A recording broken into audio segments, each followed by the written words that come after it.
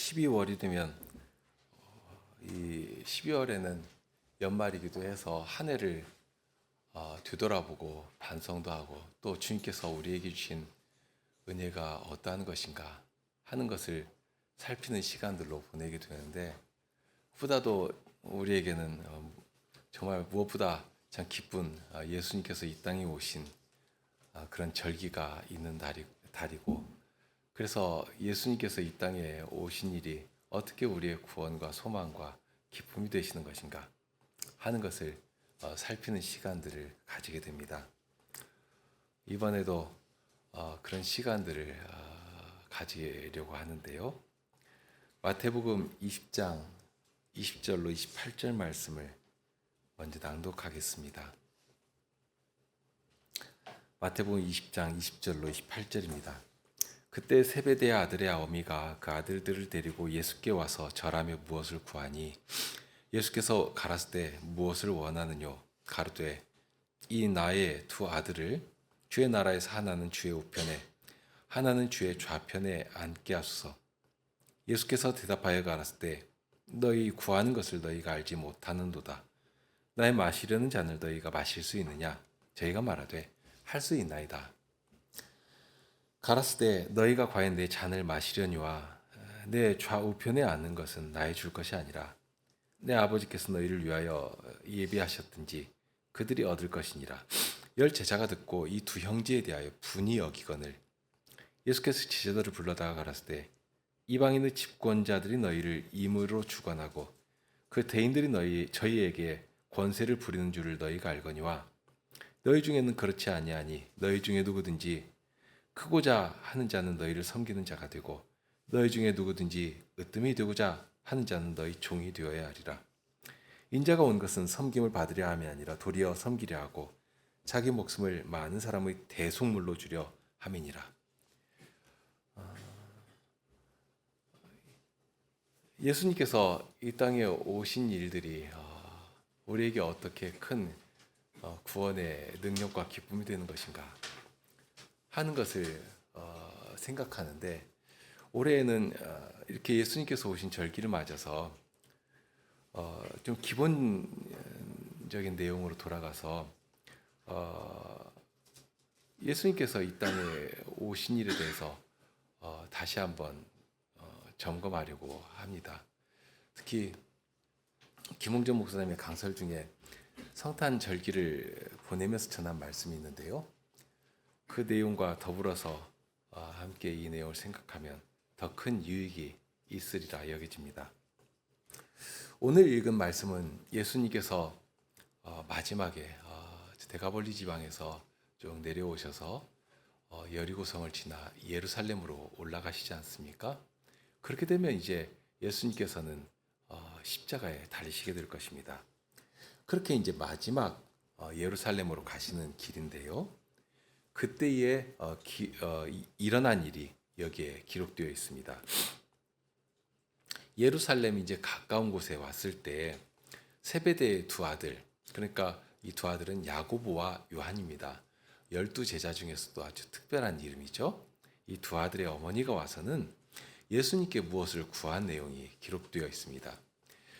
말씀드린 것처럼 야고보와 요한이라고 하면 12제자 중에서도 예수님의 특별한 사랑을 받은 제자라고 할 수 있습니다. 그래서 다른 제자들과는 달리 어떤 특별한 자리에도 이 두 제자들만 데리고 다니셨고요. 물론 두 제자만이 아니라 거기 이제 베드로와 함께인데요. 그러니까 베드로와 야고보와 요한 이 세 사람인데, 이 세 사람을 특별히 이렇게 구별해서, 예를 들면 예수님께서 변화산상에서 변화하셨을 때도 이 세 사람 베드로와 야고보와 요한을 데리고 가신 일이 있고요.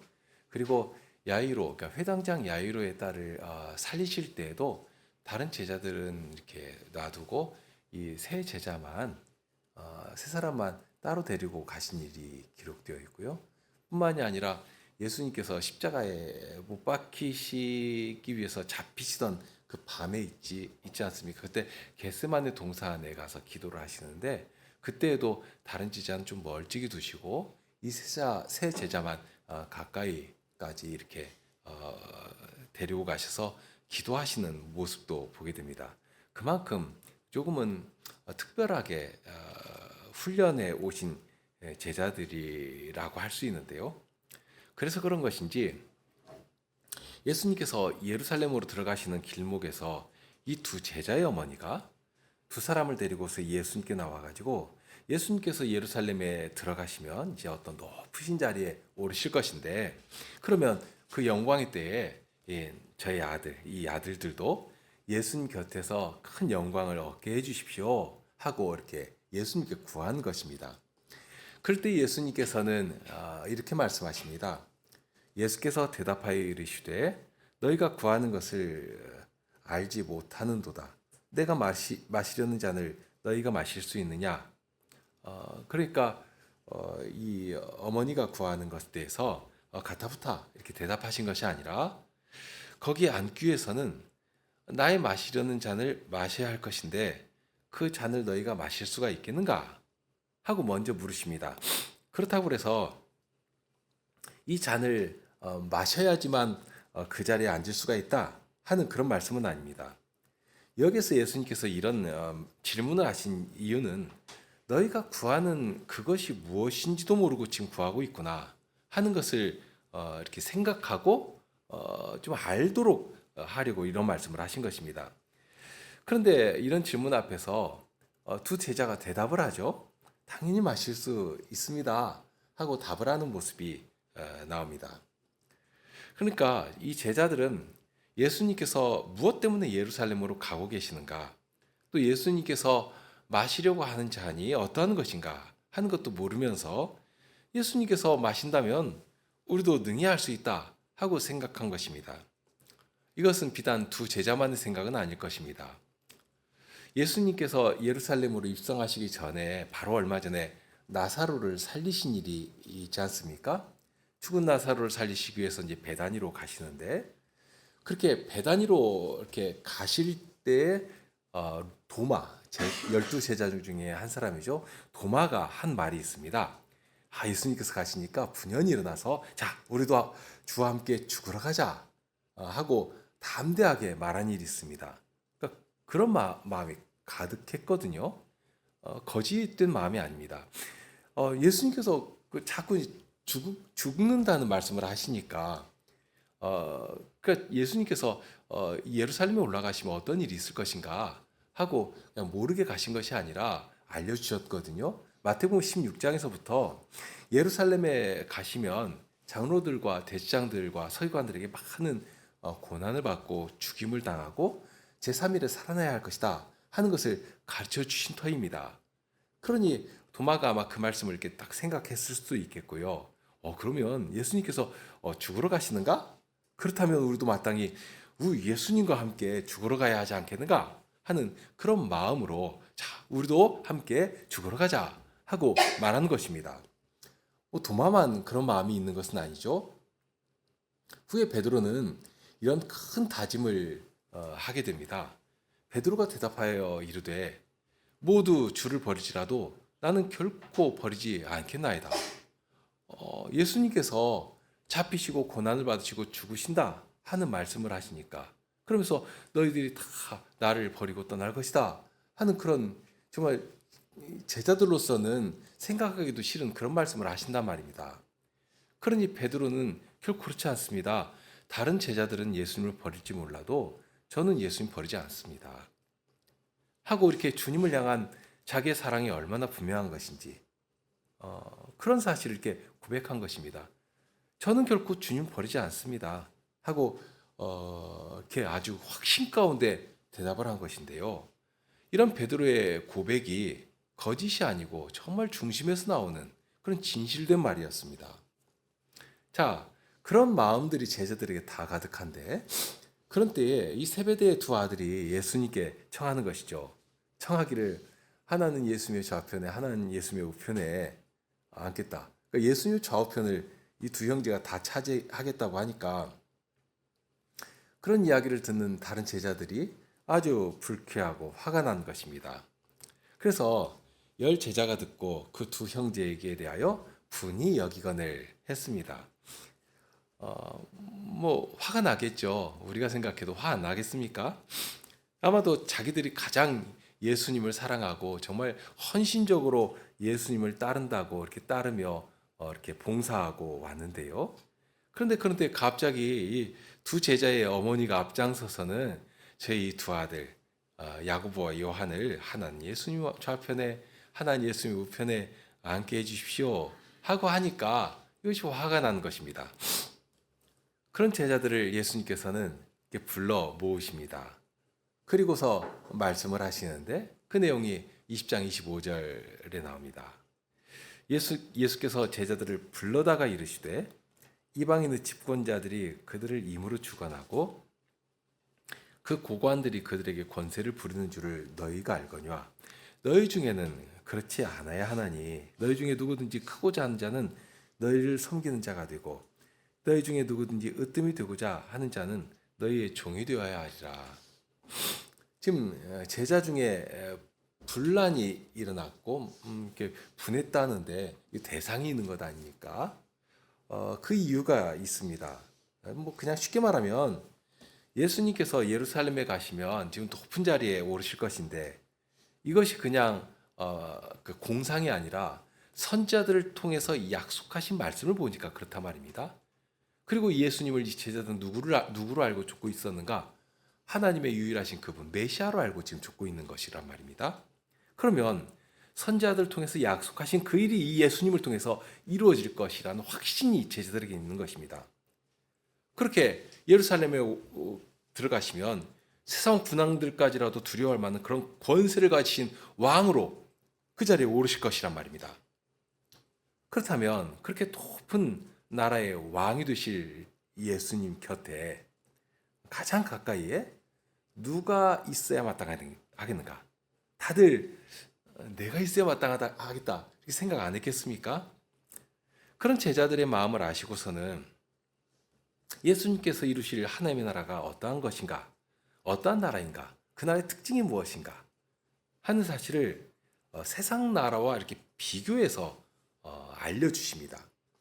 그냥 하나님 나라는 이렇다 하고 말씀하시면 이것이 무엇인지 잘 모르고 또 다들 자기 좋을 대로 상상해 나가지 않겠습니까? 그러니까 이 세상 나라와 이렇게 비교할 만한 것을 딱 옆에 두고 그 나라와 비교해서 하나님 나라는 이런 나라다 하고 알려주신 것입니다. 예수님께서 이런 말씀을 하실 때 이 제자들에게는 여전히 이 세상 나라라고 하는 그 관점, 그런 가치가 여전히 제자들에게는 가득했기 때문에 그런 제자들이 이해하기 쉽도록 이렇게 딱 비교해서 알려주신 것입니다. 자, 여기 두 나라가 있는데요. 그런데 그 두 나라가 국권 조직이 있고 질서가 있고 거기 권세가 있지 않겠습니까? 마귀의 나라도 그런 질서가 있고 권세가 있고 위계 질서가 딱하니 서 있는 것인데 그러니까 이 두 나라를 강력하게 움직이고 주장하는 권세가 있는 것입니다. 그 권세 하나가 있습니다. 자, 세상 나라는 어떻게 움직이는가? 세상 나라는 힘과 권력의 바탕을 둔 그 권세를 가지고 사람들을 지배해 나갑니다.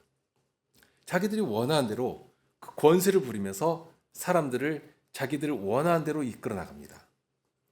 그와 비교할 때 예수님께서 세우시는 나라는 어떻느냐 하는 것입니다.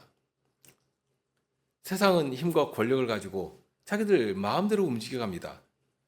그것이 얼마나 대단한 매력을 가졌는지 정말 무슨 절대 반지나 되는 것처럼 그 위에서는 사람 목숨 정도는 수백 명, 수천 명 죽이는 정도는 그냥 파리 목숨 죽이는 정도로 여기면서 그거 거머쥐려고 하는 것 아니겠습니까? 그런데 그와 비교할 때 참으로 이상한 나라가 있습니다. 예수님께서 세우신 나라인데요. 이 나라는 어떻게 된 나라인지 권세를 가졌으면 그 권세를 가지고 지배해야 하는데 오히려 크고자 하는 자는 섬기고 있고 또 으뜸이 되려고 하는 자는 오히려 종의 자리에 내려가 있는 그런 나라라 하고 알려주십니다. 전혀 상식이 통하지 않고 세상의 가치가 먹혀들지 않는 이상한 나라가 딱 있는 것입니다. 다만 여기에서 이제 이 말씀에서 오해하기 쉬운 것이 하나 있는데 어떤 오해인가 하면 크고자 하려고 한다든지 으뜸이 되려고 한다든지 하는 이 자체가 이거 나쁜 것이다. 이거 악한 죄다. 이게 딱 그것을 상정해 놓고 하시는 말씀인가 하면 그것은 아닙니다. 어떤 면에서 예수님께서는 크고자 하는 것이라든지 으뜸이 되고자 하는 것이라든지 하는 이런 모든 것들을 인정하고 계십니다. 그 인정하신 터 위에서 지금 이 말씀을 이어가십니다. 그러니까 사람 안에 있는 자연스러운 움직임을 그대로 인정해 주신 것입니다. 이것은 예수님의 말씀만이 아니라 바울 사도의 서신서에 볼지라도 그렇습니다. 바울도 상을 받기 위해서는 다름질하는 자처럼 달려야 한다고 한 것이지 그저 그냥 그 욕심이니까 어떤 먼저 도달하려고 하는 거 그거 으뜸이 되려고 하는 거 나쁜 것이니까 그냥 적당히 살면서 엄벙덤벙 그렇게 불충하고 게으른 종처럼 살아도 된다.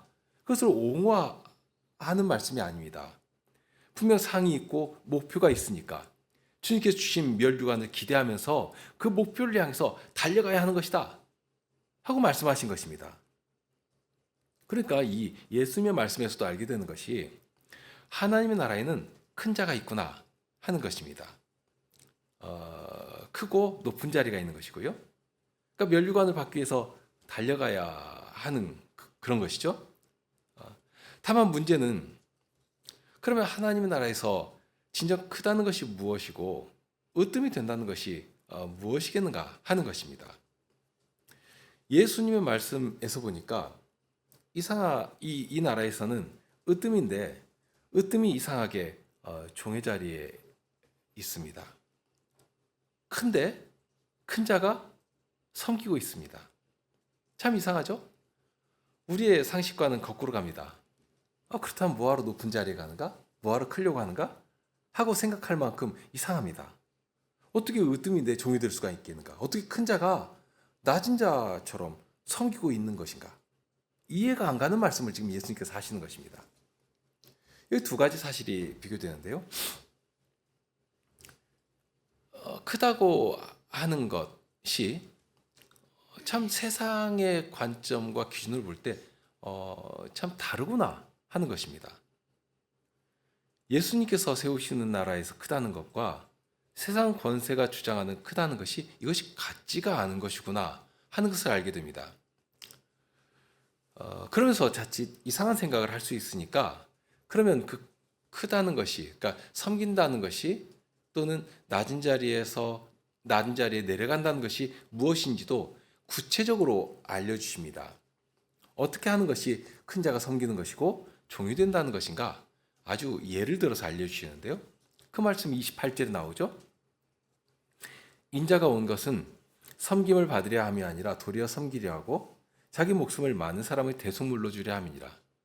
그러니까 모든 사람의 죄를 짊어지시는 자리에까지 내려가시면서 그 자리에서 도살당하는 양처럼 그렇게 당신의 목숨을 많은 사람의 대속물로 내어주시기 위해서 그렇게까지 진짜 해주실 것이니까 그렇게 낮은 자리에 내려가셔서 섬기시는 종으로서 당신을 들이시는 그것을 알려주시는 것입니다. 예수님께서는 저들로부터 순환을 받고 죽으실 것에 대해서 이때 처음 말씀하신 것은 아니죠. 아까도 말씀드렸지만 마지막 공생의 3년 차에 예루살렘으로 가시는 길에서 이렇게 누차 어떻게 고난을 받으시고 죽으실 것인가 하는 것을 알려주셨습니다. 16장에 처음 나오고 그 후부터는 자주자주 말씀하십니다. 17장에도 변화산상에서 예수님이 변하신 모습을 보여주신 후에 22절에 보면 갈릴리에 모일 때에 예수께서 제자들에게 이르시되 인자가 장차 사람들의 손에 넘겨져 죽임을 당하고 제3일에 살아나야 하리라 하시니 제자들이 매우 근심하더라.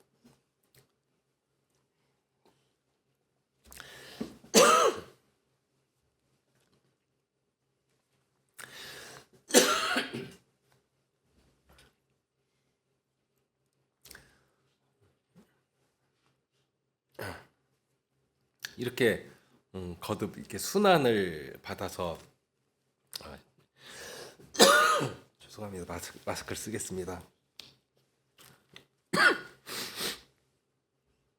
예수님께서 순환을 받으시고 죽으시고 3일에 살아나실 것을 알려주시는데, 이것을 제자들에게 이렇게 거듭거듭 말씀하셔도 제자들은 이 말씀이 무슨 뜻인지 깨닫지를 못했습니다.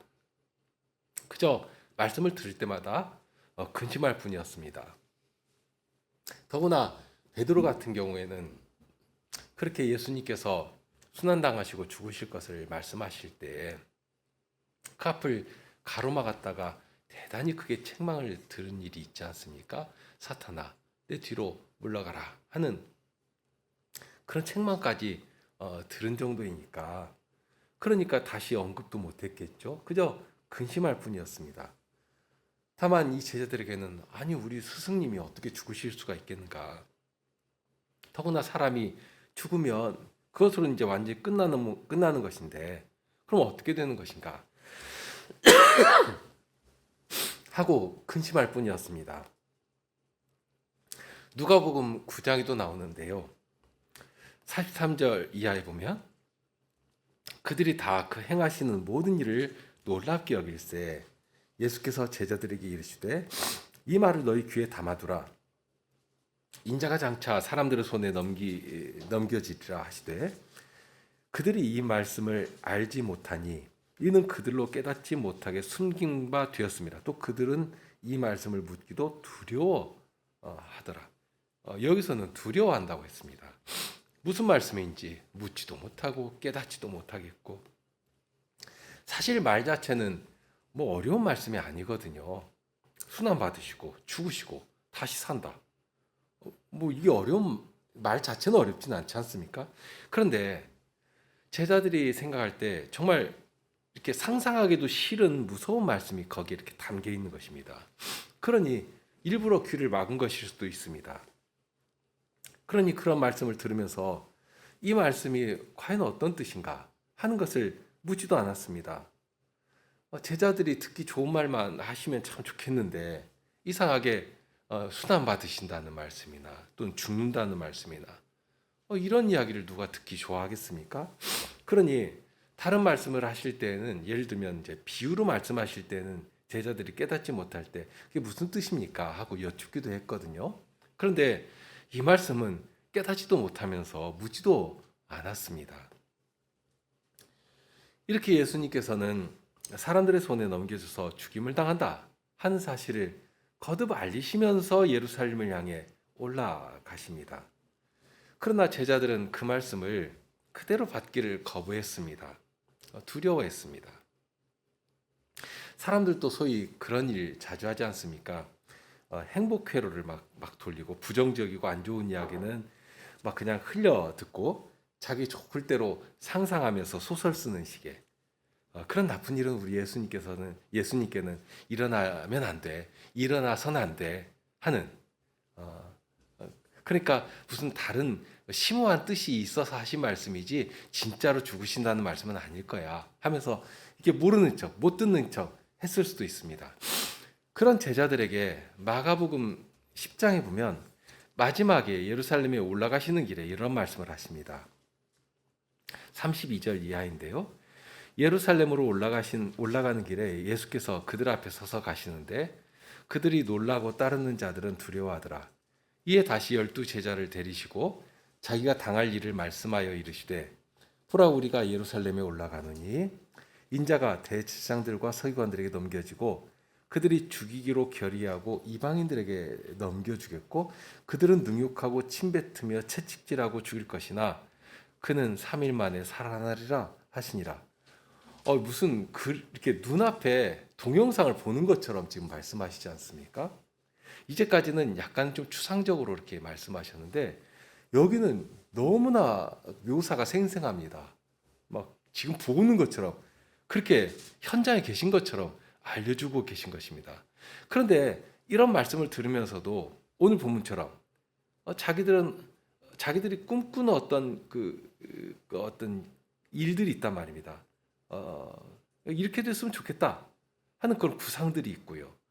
그러니 그런 생각을 내려놓지 못하고 예수님께서 예루살렘에 가신다고 하니 얼마나 높은 자리에 올라가실 것인가. 그렇게 가실 것인데, 그런데 그러면 우리가 예수님의 좌편에, 우편에 앉으면 얼마나 좋겠는가.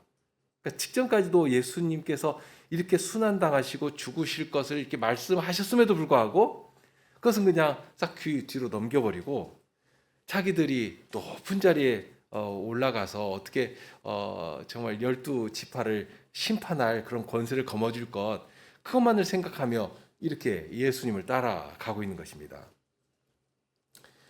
그러니까 여기서도 이렇게 비교해서 생각할 부분이 있는데요. 예수님께서는 예루살렘에 올라가시면서 무엇 때문에 올라가시는가 하는 이유를 지금 계속해서 알려주고 계십니다. 저들의 손에 넘겨져서 심한 순환을 받고 죽으러 올라간다 하고 알려주시는데요. 그런데 그런 말씀을 거듭 들으면서도 이 제자들의 마음에 여전히 무슨 생각이 가득한가, 무슨 꿈을 꾸고 있는가 하는 것, 이것이 이렇게 비교되면서 나옵니다. 그러니까 이 복음서는 계속해서 그것을 이렇게 대비시켜서 생각하도록 해주십니다. 적어도 제자들의 생각에는 예수님께서 예루살렘에 올라가시면 무엇인가 굉장한 일이 일어나겠다 하는 그런 기대를 했습니다. 그리고 그런 기대를 할 만도 합니다. 무엇보다 제자들을 보면 예수님을 따를 때에, 그러니까 예루살렘까지 갈 때에는 누구처럼 자기 일 다 해가면서 짬내 가지고 예수님을 따르는 그런 자들이 아니었습니다.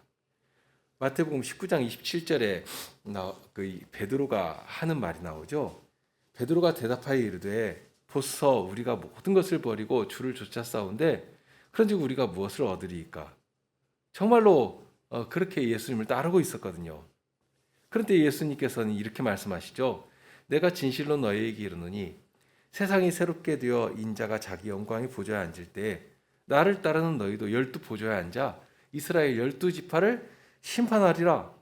또 내 이름을 위하여 집이나 형제나 자매나 부모나 자식이나 전투를 벌인 자마다 여러 배를 받고 또 영생을 상속하리라.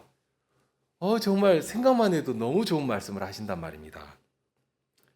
그리고 이 말씀을 지금 어느 시점에서 하신 것인지 다 기억나시죠? 얼마 전에 생각했던 부자 청년에게 어떻게 해야 영생을 얻을 수 있는 것인가 하는 사실을 이렇게 알려주신 후에 하신 말씀입니다. 부자 청년에게 말씀하시지 않습니까? 너에게 있는 것 다 팔아 가난한 사람에게 나눠주고 넌 나를 쫓아라 하고 하셨는데요. 그런데 그 말씀을 듣고서 청년은 재물이 많음으로 근심하면서 자기 길로 그냥 가버렸지 않습니까?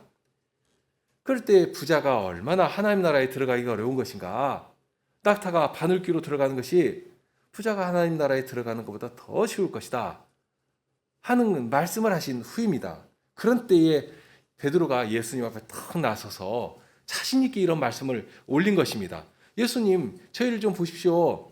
저희들은 이처럼 모든 것을 다 버렸습니다. 부자 청년처럼 그 많은 소유도 자기가 가지고 또 거기 더불어서 영생도 가지겠다고 그렇게 하는 것이 아니고요. 예수님 말씀처럼 저희들은 이미 모든 것을 다 버리고 주님만을 따르고 있습니다 하고 말씀드린 것입니다. 정말로 그렇게 하고 있었거든요. 그러니까 말이 앞서는 것이 아니라 이미 행동으로 하고 있었다 하는 것입니다. 그런데 예수님께서는 이런 말씀을 하시지 않습니까? 세상이 새롭게 되어 인자가 자기 영광 보좌에 앉을 때, 그러니까 지금 세상이 새롭게 되는 때가 있고요. 그런 때에는 예수님께서 영광의 보좌에 오르신다, 거기 앉으신다, 그런 일이 일어난다 하고 알려주신 것입니다. 얼마나 놀라운 일입니까? 지금 제자들이 겪고 있는 그 어려움들, 제자들만이 아니죠. 로마의 폭정 아래에서, 그리고 지도자들의 그 부패로 인해서 백성들이 얼마나 고통을 당하고 있는지, 예수님만 보더라도 머리 둘 곳조차도 없어서 그렇게 떠돌이처럼 다니던 그런 때입니다. 예수님이 그러시다면 예수님을 따르는 제자들이라고 편하게 무슨 유람 다니듯이 했겠습니까? 전혀 그렇지 않았거든요.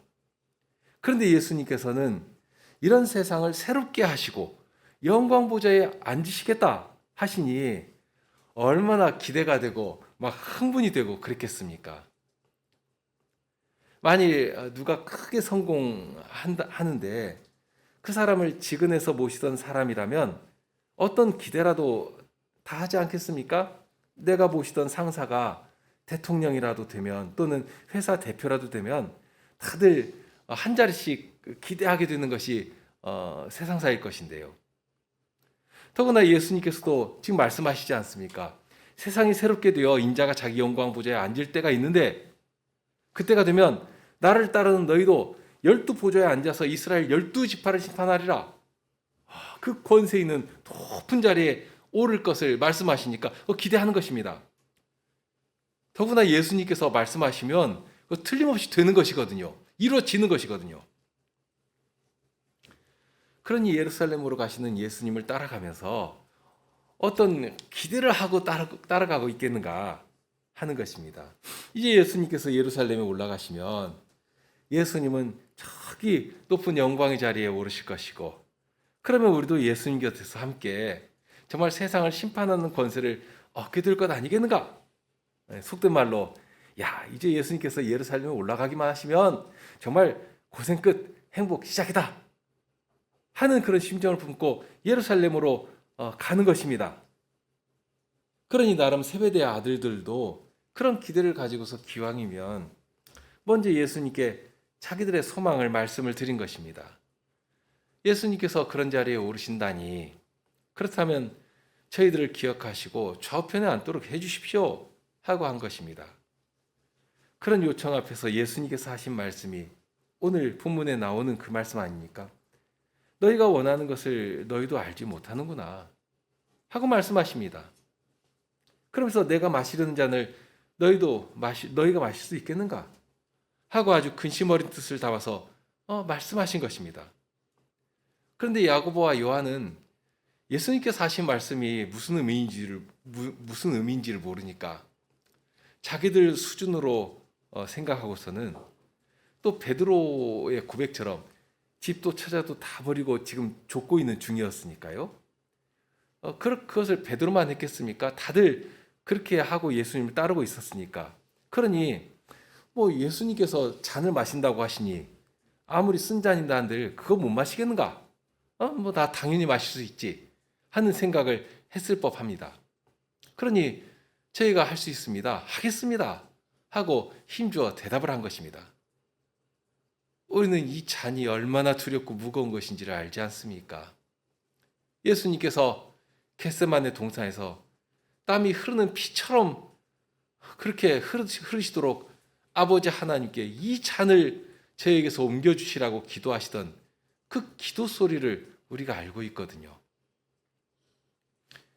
그러나 제자들은 자기들이 청하는 것이 무엇인지도 몰랐고 예수님께서 마시려고 하시는 이 잔이 어떤 것인지도 몰랐습니다. 상상도 못한 일이었습니다. 그렇지만 그런 제자들일지라도 계속해서 예수님께서 하신 일이 무엇인지를 생각하라고 이런 말씀을 거듭거듭 하시는 것입니다. 그리고 마침내는 예수님께서 주시는 잔을 우리가 다 마시게 될 것입니다. 능히 마시게 될 것입니다. 그러니까 그렇게 하도록 모르고 숨기시는 것이 아니라 이렇게 거듭거듭 말씀하시면서 알게 해주신 것입니다. 예수님을 따른다는 것이 어떠한 것인가? 하나님 나라의 백성으로 살아가는 것이 어떠한 것인가? 그 본을 예수님께서 직접 보여주시면서 그날에서 큰 자는 어떤 자인가? 섬기는 것은 어떤 식으로 섬겨야 하는 것인가? 무엇을 가지고 섬겨야 하는 것인가? 예수님께서 섬기시는 것은 다른 것이 아니라 하나님 말씀에 순종하며 당신을 우리를 위한 화목 제물로 드리시면서 그 몸으로 우리를 섬기신 것 아닙니까? 우리로 하여금 섬기도록 하실 때 무엇을 가지고 섬기도록 하신 것인가? 이것을 아주 명확하게 알아야 되거든요. 자, 그러니까 먼저 그릇된 것들을 깨닫고 버리도록 하시는 것입니다. 과연 너희들이 가지려고 하는 것, 정말 바라고 사모하는 그 크다고 하는 것이 무엇이고 영광스럽다고 추구하는 것이 무엇이냐 하는 것입니다. 제자들은 나름으로는 예수님을 좇는다고 열심히 쫓았지만 여전히 유대적인 관점에서 벗어나지 못했습니다. 세상과 다를 것이 없는 상태였습니다. 그러니 예수님께서 순환당하신다고 하실 때 베드로는 그 앞을 막아선 것 아닙니까? 사람의 일만을 생각하는 것입니다. 그러면서 그저 다른 사람 위에 올라 높은 자리에 앉을 것만을 기대하면서, 그러니까 세상 권세보다 더 큰 권세를 예수님께서 휘두르실 것을 바라면서 그렇게 예수님을 따라 나도 어떤 자리에 올라가겠다 하는 것을 기대하며 따르고 있는 것입니다. 대표적으로 가룟 유다가 그렇게 하지 않았습니까? 끝까지 그것을 버리지 못한 것이고요. 그러니 마침내 자기가 기대한 것을 가질 수 없다고 판단하니까 예수님을 은 30에 팔아버리는 그런 일을 한 것입니다. 그런데 실은 가룟 유다만이 아니라 다른 제자들도 거기서 크게 벗어나지 못한 채 예수님을 따르고 있었다 하는 것입니다. 이때까지만 해도 그렇습니다. 예수님께서는 그런 제자들에게 지금 계속해서 생각하라고 이렇게 반복해서 질문하고 계십니다. 과연 너희들이 추구하는 것이 뭐냐? 너희들이 바라고 소망하는 그 기대가 어디에 있느냐 하는 것입니다. 좀 쉽게 말하면 너희들이 추구하고 붙들려고 하는 것, 사람들 앞에서도 좀 막 떠들고 자랑하고 싶은 그런 것들이 어디에 있는가? 그런 것들 우리에게 다 있지 않습니까? 그런데 그런 정신과 가치를 추구하면서도 예수님께서 세우시는 나라에 합당한 자가 되겠다, 이렇게 기대할 수가 있겠는가 하는 것입니다. 예수님은 과연 여기 말씀하신 것처럼 주의 자녀들을 신음하도록 만드는 사망의 권세까지라도 발로 밟아 부수시고 영광의 자리에 좌정하셔서 만유를 통치해 가실 것입니다. 이제 구원하시는 구원의 말씀을 통해 의와 질서로 통치해 가실 것입니다. 뿐만 아니라 예수님을 따르는 제자들을 부르셔서 그 제자들에게 만유를 위임하시며 다스리도록 하실 것입니다. 과연 그런 영광스러운 자리를 합당한 자들에게 주실 것입니다. 이 일이 주님을 따르는 제자들에게 예비되어 있었거든요. 예비되어 있는데 다만 그러면 그런 영광스러운 자리에 너희들이 여전히 가지고 있는 그런 생각, 그런 가치를 가지고, 그러니 남들보다 높이 되고 크게 되고 으뜸이 되고 올라서려고 하는 그런 정신을 가지고 예수님께서 세우시고 통치하여 가시는 그런 나라에 들어가 살 수 있겠는가? 그 나라에 설 수 있겠는가? 하는 것을 생각하게 하시는 것입니다. 문제는 예수님께서 다스리시는 그 권세, 그 영광의 나라에 들어가 주님께서 주시는 그 다스리시는 권세에 참여하기 위해서는 바로 이 지점에서 예수님과 동일한 생각, 동일한 사상을 가지고 주님을 따라야 하겠다 하는 것입니다. 말로만 떠들고 이론으로만 세우라는 말씀이 아닙니다. 그 말씀이 나를 온전히 잡아 삼키기까지, 정말 온전히 나를 지배하기까지, 내 생각과 마음과 내 정서까지라도. 그러니 말로는 형제를 사랑하고 세상 겸손하게 말도 부드럽게 하곤 하는데 처음부터 낮아진 일이 없으니까, 낮아져 본 일이 없으니까, 그러니 늘 높은 자리에서 아래로 내려보면서 모자라고 불쌍한 자들에게 무슨 시혜나 베풀듯이 형제를 대하는 일도 많이 있는 것이고요. 여전히 높은 태도를 버리지 못하는 그런 식의 위선적인 그런 가식적인 태도가 아니라 진정 마음 깊은 곳에서부터 섬기며 높이는 정신과 그 태도로 살아가는 그런 일이 없다면 그런 자는 주님의 나라에서는 합당하지 않은 것이고 쫓겨나게 되는 것입니다. 그러니 어떻게 해야 되겠는가? 그것을 알려주시는 것 아닙니까? 먼저 섬김의 본을 보이신 예수님을 따르며 조치며 배우도록 하시는 것입니다. 예수님이 어떻게 하셨는가? 무엇을 우리에게 주시는가? 우리 손에 무엇을 주시면서 무엇을 가지고 섬기도록 하시는가? 이러한 것들을 배우지 않으면, 예수님을 가까이 하며 따르지 않으면 그거 알 수가 없는 것입니다. 부자 청년처럼 이 세상도 붙잡고 그래서 나름 인정도 받고 크게 되고 세상으로부터 섬김도 받고 그리고 동시에 영생도 거머쥐겠다 하는 자는 그 나라에 합당하지 않습니다. 쫓겨나는 것입니다. 예수님께서 오신 날을 기념하는 절기를 맞이하고 있습니다. 묘하게 저만 느끼는 것인지는 모르겠지만 라디오에서도 제가 이제 라디오를 틀어놓고 공부를 하니까요. 라디오를 틀어놓으면 몇 해 전과 비교할 때 캐롤도 참 많이 나오고 바하의 음악이나 여타의 교회 음악도 참 많이 나온다. 그러니 성탄절 분위기도 훨씬 더 물씬 풍겨나는구나 하는 느낌도 받게 됩니다. 다만 이런 때에 그러면 우리가 무엇 때문에 이 땅에 오신 예수님을 즐거워하는가? 그리고 예수님께서 세우신 나라에서 정말 우리가 큰 자가 되기를 소망하는 것 아닙니까? 예수님을 따라서 섬기는 자가 되기를 소망하는 것이고요. 그런데 어떻게 해야 할 것인가? 무엇을 가지고 해야 할 것인가? 우리는 예수님의 말씀을 먼저 마음에 새겨야 할 것입니다. 인자가 온 것은 섬김을 받으려 함이 아니라 도리어 섬기려 하고 자기 목숨을 많은 사람의 대속물로 주려 함이니라. 예수님께서 주신 능력이 무엇인가? 그 권세가 정말 강력한 권세이고 세상 권세를 파는 권세인데요. 이 권세가 어떻게 행사되는 것인가? 이것을 알아야 하는 것입니다.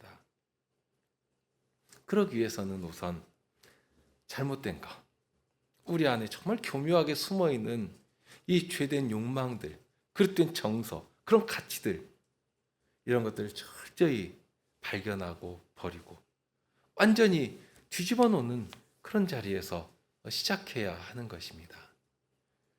함께 기도하시죠.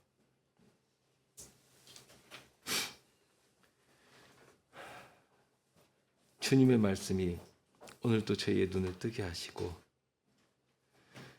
비로소 말씀 안에서 살 길을 알아 숨을 쉬며 움직여 나갈 수 있게 하여 주십니다.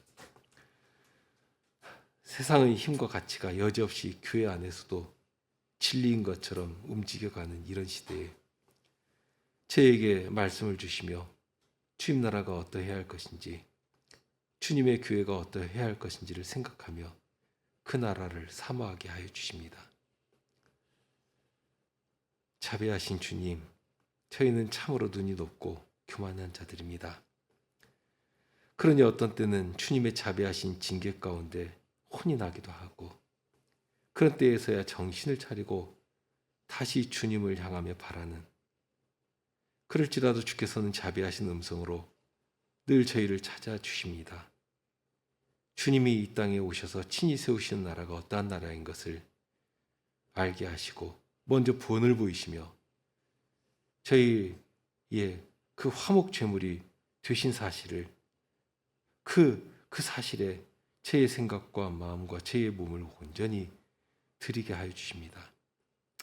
저희가 더욱 주님을 따라 주님의 제자답게 겸손히 저희를 이끄시는 그 자를 향해 순종하게 하여 주시고, 오로지 저희가 주님의 제자들인 사실을, 주님의 복된 교회를 이루는 주의 백성들인 사실을 확인하며 기쁨을 얻게 하여 주옵소서. 저희를 구원하시는 은혜로 늘 돌보시며 인도하여 주시옵소서. 우리 주님 예수 그리스도 이름으로 기도합나이다. 아멘.